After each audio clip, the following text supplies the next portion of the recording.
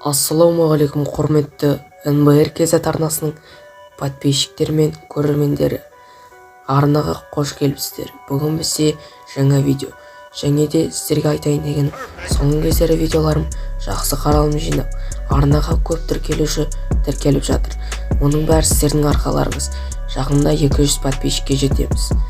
Осылай көтеріліп алға қарай жүре беретін болсақ, сіздермен біздер 1000 подписчикке, 10 мың, 100 мың, тіпті миллионға да жетеміз. Әрине, сіздердің көмектеріңізбен. Олай болса неге арнаға жазылып, лайк басып, қоңыраушаны басып қоймасқа. Сіздер үшін 2 секунд, ал мен үшін үлкен мотивация және көмек болар еді. Ал бүгінгі видеомыздың тақырыбы анимациялық мультфильмдерге байланысты. 2023 жылдың ең қызық мультфильмдері қандай болады? Сол жайлы айтатын боламыз. Дайын болсақ, комментарий жазып қойып, арнаға жазылып, лайк басып қойық. Кеттік ендеше. Алғашқы анимациямыз Анубис деп аталады. Ол 20 наурызда 2023 жылда шығады.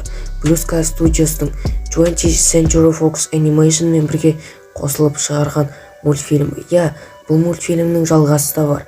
Және тағы да бір жалғасы 2 маусымға қосылайын деп жатыр. Египтус деген кім деп білмей отырған шығарсыздар. Египтус деген ежелгі Египеттегі құдайлардың бірі болған. Оның түрі қасқыр тәріздес және де өте қорқынышты болып келеді. Ал бұл Чанс деген бала осы елге байқамай түсіп кетеді. Және де әкесінің берген техникаларының арқасында тірі қалып қашады. Және өлілерін құтқару үшін әкесіне хабарласады. Оған алдағы уақытта біраз шайқасуға және тер төгуге тура келеді. Және де оның аты Египтус болады. Жаңа сауытын айтып отырмын да достар, түсінбей қалмаңыздар. Және ол елде жақсы сперғауындар да болды.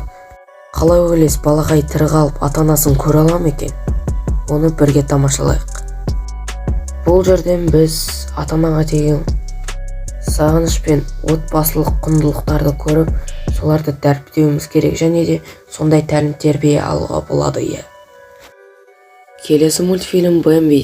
Бұл 1902 жылдан бері жарық көріп, миллиондаған адамның жүрегін жаулап жүрген қызықты мультфильмдердің бірі. Және де бұны Disney компаниясы жасап шығарған. Ал енді Бэмбидің 100 жылдан кейінгі нұсқасы ешқандай идеясын жоғалтпайды, бұрынғыдай керемет және жаңа качествода болады деп айтты бізге Disney аниматорлары. Әрине, бәрі бұрынғыдай бола бермейді. Кейде дұрыс істейсің, кейде қателік істейсің, және де екеуі де екі түрлі болып шығуы да әбден мүмкін. Енді ол бізге белгісіз, шыққан кезде бұл мультфильмді де талдай жатармыз. Бірақ бұл мультфильм жарыққа шыққан кезде бүкілмен бөлісіп, достармен, туысқандармен, ата-аналармен бөлісіп кетердей қызық болар деген үміттеміз әрине. Осы жолғы нұсқасы Королев нұсқасындағы графика мен идеяларға ұқсас болады. Бэмби өте батыл қаһарман болып шығуы да мүмкін. Енді онсыз да мультфильмнің басты қаһарманы ғой. Өздеріңіз білетіндей, Бэмбидің алғашқы нұсқалары анасынан жоғалып кетіп, жаңа әлемді тануға бет бұрады. Қызық, бұл жолы бұдан өзгеше, бізді қызықтыра алатын нәрсе, жаңа нәрсе болар ма екен?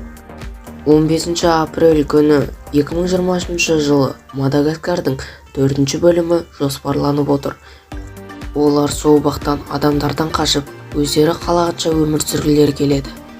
Және өздеріңіз білетіндей, Мадагаскар 3-те олар белгісіз аралға түсіп кеткен еді. Әрине, бұл өте қызықты болды. Біраз эпикалық, драмалық және саяхат көріністерін көре алдық. Басқаларын білмедім, өзім үшін өте қызықты болды. Біраз шпиондық әрекеттер деген сияқты. Бұл төрттік дос тағы бізді несімен қуантады екен?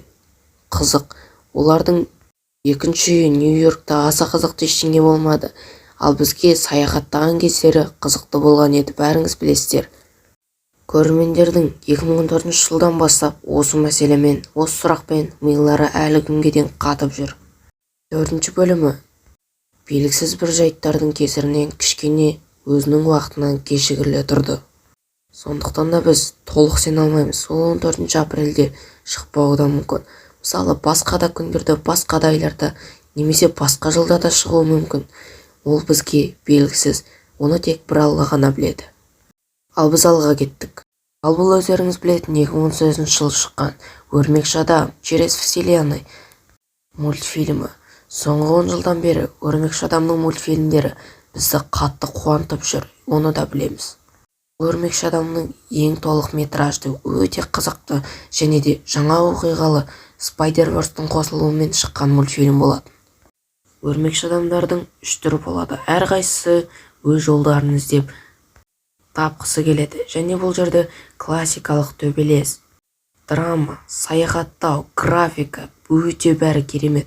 Көрмегендер болса айтарым, міндетті түрде көріңдер, себебі өте қызықты мультфильм. Айтуды ұмытып бара жатыр екенмін, достар. Осы мультфильмнің жақында ғана толық трейлер шықты, который интернетте жарған. Қайсысы қызық әрі мықты болды деп ойлайсыз?